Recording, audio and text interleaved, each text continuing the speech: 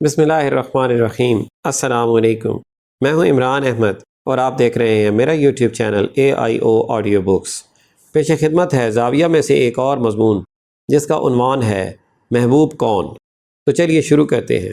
خواتین و حضرات، جب عید آتی ہے تو ایک تو اس کی اپنی خوشی ہوتی ہے، ایک اس کے ساتھ بہت سی چھوٹی چھوٹی عیدیں وابستہ ہوتی ہیں جو ماضی میں ایک پرانی لڑی کے ساتھ لٹکتی رہتی ہیں۔ ایک زمانہ ہوتا ہے یا ایک زمانہ تھا جب ہم اپنے باپ کی انگلی پکڑ کر عید پڑھنے جاتے تھے۔ پھر یہ وقت آیا کہ ہم انگلی چھڑوا کے بالکل آزاد ہو کے نوجوان لڑکوں کی طرح اکیلے اکیلے عید پڑھنے جانے لگے اپنے دوستوں کے ساتھ۔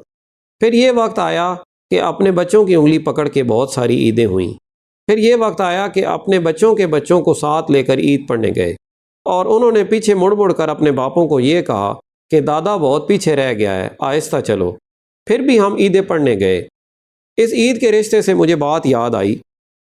آج سے ٹھیک 22 برس پہلے میں اپنی مسجد کی چار دیواری سے عید پڑھ کے نکل رہا تھا اور ہم لوگوں سے مل رہے تھے۔ جب آپ عید کی نماز پڑھ چکے ہوتے ہیں تو پھر اپنے دوستوں، ساتھیوں، عزیزوں، دوسرے نمازیوں سے گلے ملتے ہیں اور ایک خاص انداز کا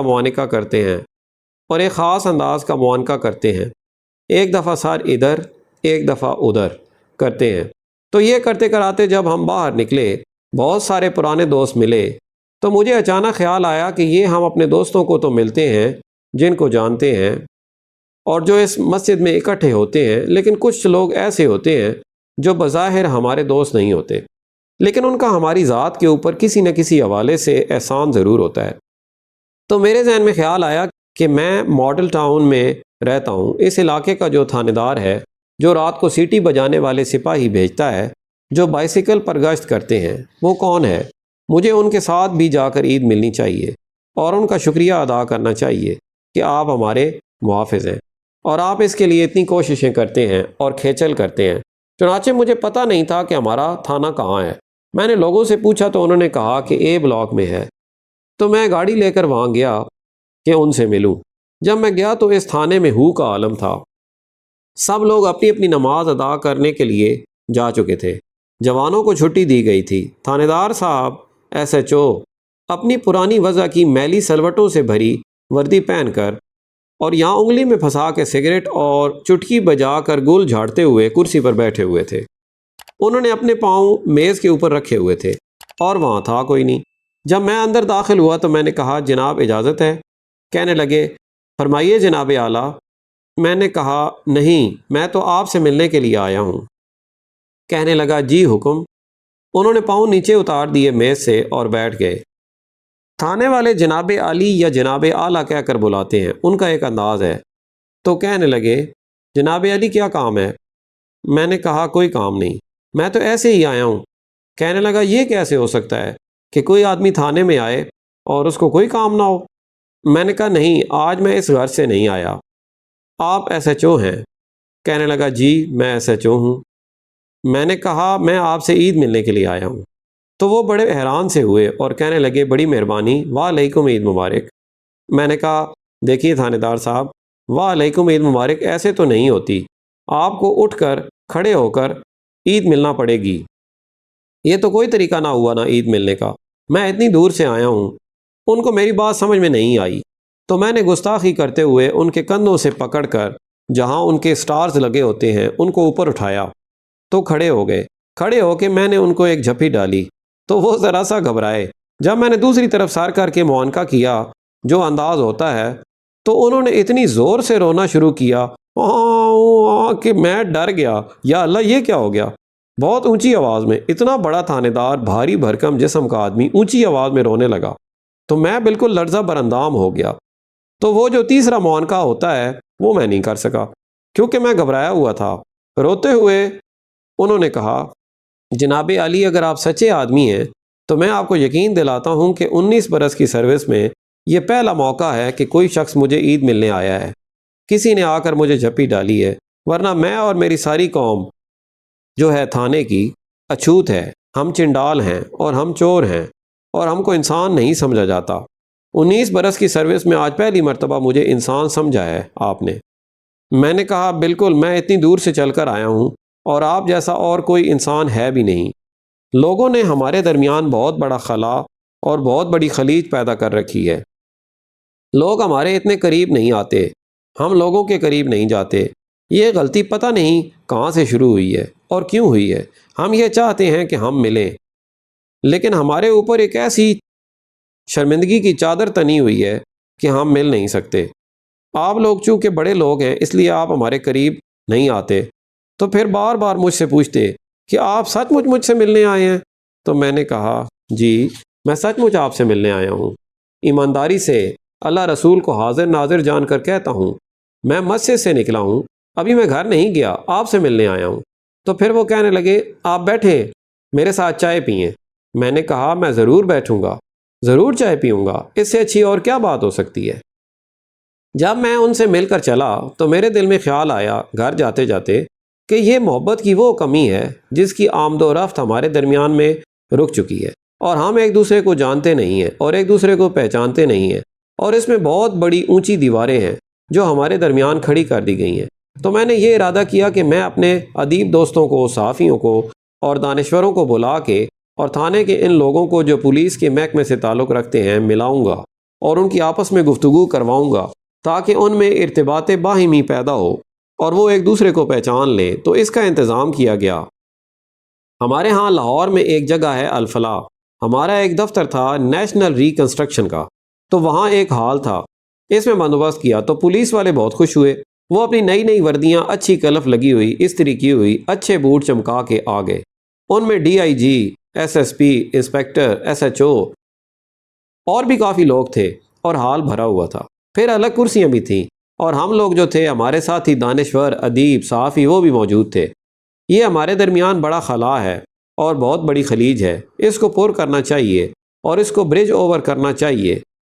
تو میں نے ان کو زحمت دی ہے، آئیں آپ بھی کچھ بات کریں، یہ بھی کریں، اچھی ہے یہ ابتدا۔ جس طرح دنیا کے دوسرے ممالک میں، خاص طور پر انگلستان میں، جو بابی محبت کی نظروں سے دیکھتا ہے، بابی جو سپاہی ہوتا ہے اس کا بچوں نے پیار سے نام بابی رکھا ہوا ہے، اور جتنے بچے اسکول جاتے ہیں اور راستے میں کوشش کرتے ہیں کہ بابی ان کو ملے جو ٹریفک کنٹرول کر رہا ہوتا ہے، وہ اسے ہاتھ ملا کر جائیں۔ بابی کی بھی یہی خواہش ہوتی ہے کہ اسکول جاتے بچوں کو ساتھ چمٹا کے، تھپکی دے کے، اگر اس کی جیب میں کوئی میٹھی گولی ہو، لیمن ڈراپ ہو، وہ رکھتا ہے جیب میں، وہ ان کو ضرور دیتا ہے۔ ان کے درمیان محبت کا بہت گہرا رشتہ ہوتا ہے۔ ایسے ہی لوگ ہیں جو راستہ پوچھنے والے کوئی بھی ہو، مشکل میں ہو، آپ بابی سے پوچھتے ہیں کہ مجھے کہاں جانا ہے۔ میں لندن میں تھا تو ایک مائی بڈھی ہمارے یہاں کی، کوئی اس کو زبان بھی نہیں آتی تھی، تو وہ بابی اس کے ساتھ بیچارہ لگا رہا۔ اب وہ بول رہی تھی پنجابی اور وہ انگریزی، اب باہمی گفتگو جاری تھی۔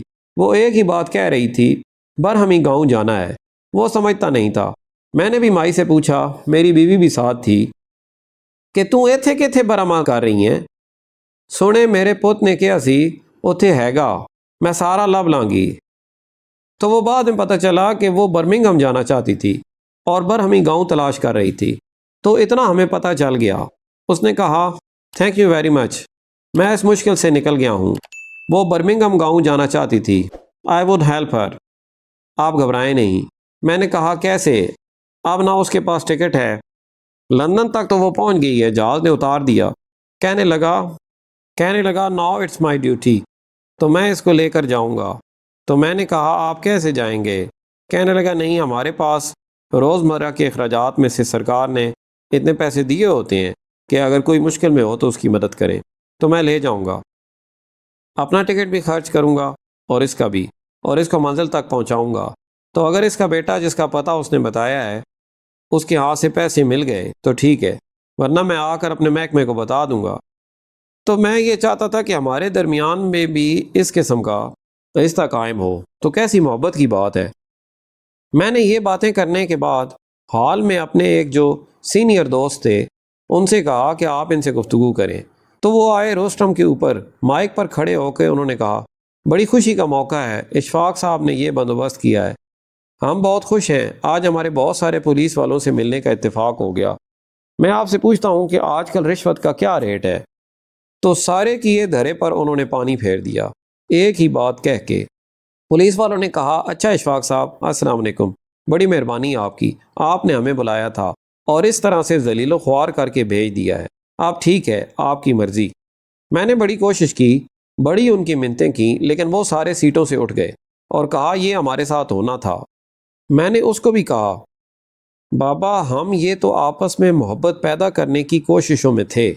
کہنے لگا نہیں جی نہیں، یہ نامعقول لوگ ہیں، ان کے ساتھ محبت کی نہیں جا سکتی۔ تو پھر مجھے خیال آیا کہ یہ جو محبت کا معاملہ ہے اس کو بھی ہم لوگ اچھی طرح سمجھے نہیں ہیں۔ میری بیوی اپنے بیٹے کو، جو سب سے بڑا بیٹا ہے، اس کو غالب پڑھا رہی تھی۔ وہ اسٹوڈنٹ تو تھا سائنس کا، بی ایس سی کا، اردو اس کا آپشنل مضمون تھا۔ غالب وہ پڑھا رہی تھی تو وہ اوپر بیٹھا کچھ توجہ نہیں دے رہا تھا۔ میں نیچے بیٹھا اخبار پڑھ رہا تھا۔ ہماری ایک میانی سی ہے، اس پر بیٹھ کر پڑھ رہے تھے تو میری بیوی نے آواز دے کر شکایت کی، دیکھو جی یہ شرارتیں کر رہا ہے اور کھیل رہا ہے کاغذ کے ساتھ اور توجہ نہیں دے رہا، میں اس کو پڑھا رہی ہوں۔ تو اس نے کہا ابو اس میں میرا کوئی قصور نہیں، امی کا قصور ہے، اس سے پوچھ رہا ہوں امی محبوب کیا ہوتا ہے، اور یہ بتا نہیں سکتی کہ محبوب کیا ہے۔ میں نے کہا بیٹے میں بتاتا ہوں کہ محبوب وہ ہوتا ہے جس سے محبت کی جائے۔ کہنے لگا یہ تو آپ نے ٹرانسلیشن کر دی، ہم تو سائنس کے اسٹوڈنٹ ہیں، ہم اس کی ڈیفینیشن جاننا چاہتے ہیں کہ محبوب کیا ہوتا ہے۔ یہ امی نے نہیں بتایا۔ آپ ایک چھوڑ کر دو ادیب ہیں، دونوں ہی ناقص العقل ہیں کہ آپ سمجھا نہیں سکے۔ میں نے کہا یہ بات تو ٹھیک کہہ رہا ہے، یہ تو ہم نے اس کا ٹرانسلیشن کر دیا ہے، لیکن محبوب کی ڈیفینیشن تو نہیں دے سکے اسے۔ میں نے کہا بانو قدسیہ، میں نے کہا بانو قدسیہ، اور وہ میرا بیٹا نیچے اتر آئے۔ میں نے کہا چلو بابا جی کے پاس چلتے ہیں ڈیرے پر، وہاں سے پوچھتے ہیں یہ محبوب کیا ہوتا ہے۔ اس نے کہا چھوڑیں، آپ ہر بات میں بابا کو لے آتے ہیں، وہ بیچارے ان پڑھ آدمی ہیں، بکریاں رکھی ہیں گڈریا قسم کے، وہ کیا بتائیں گے۔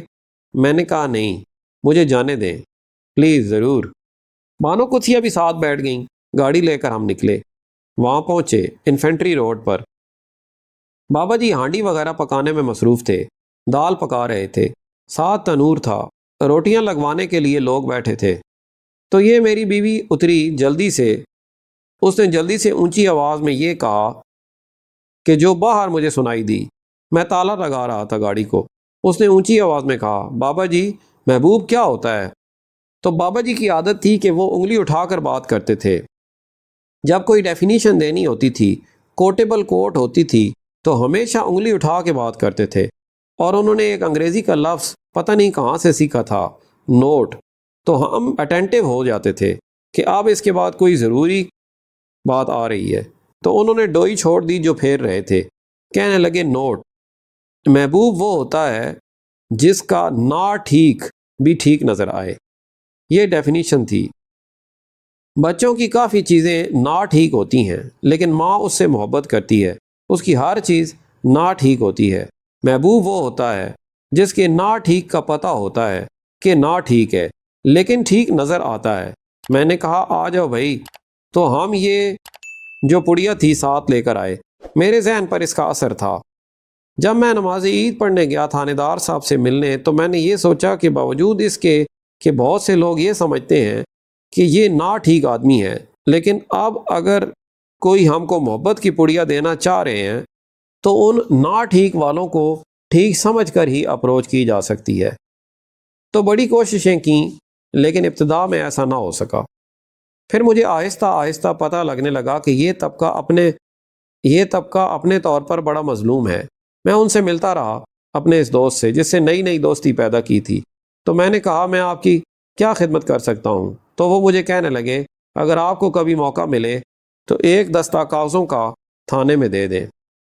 ایک دستہ کاغذوں کا 12 آنے کا آتا تھا اور 2 پینسلیں جس کے آگے ربڑ لگا ہوا ہو۔